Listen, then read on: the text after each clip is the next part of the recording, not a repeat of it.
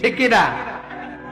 এজন্য বোনদেরকে বলবো, লিতাসকুনু ইলাইহা, এমন ভাবে আপনি আপনার স্বামীর সামনে নিজেকে প্রেজেন্ট করেন যাকে আপনাকে দেখলে আপনার স্বামীর চোখ জুড়িয়ে যায়, হৃদয়টা প্রশান্ত হয়ে যায়, আপনাকে দেখলেই আপনাকে ভালোবাসতে মনে চায়। ঠিক কিনা?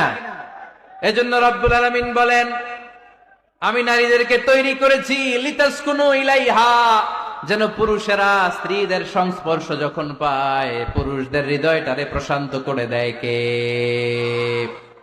রব্বুল আলামিন বলেছেন, খাদিজার জন্য জান্নাতে আমি এমন একটা ঘর বানিয়েছি যেই ঘরের মধ্যে কোনো বিশৃঙ্খলা নাই। খাদিজার জন্য জান্নাতে এমন একটা প্রাসাদ আমি বানিয়েছি যেই প্রাসাদের মধ্যে কোনো আওয়াজ নাই, কোনো কোলাহল নাই, কোনো বিশৃঙ্খলা নাই। কারণ খাদিজা আমার নবীকে এমন একটা ঘর উপহার দিয়েছে যেই ঘরের মধ্যে কোনো বিশৃঙ্খলা ছিল না, আওয়াজও ছিল না। পড়েন সুবহানাল্লাহ।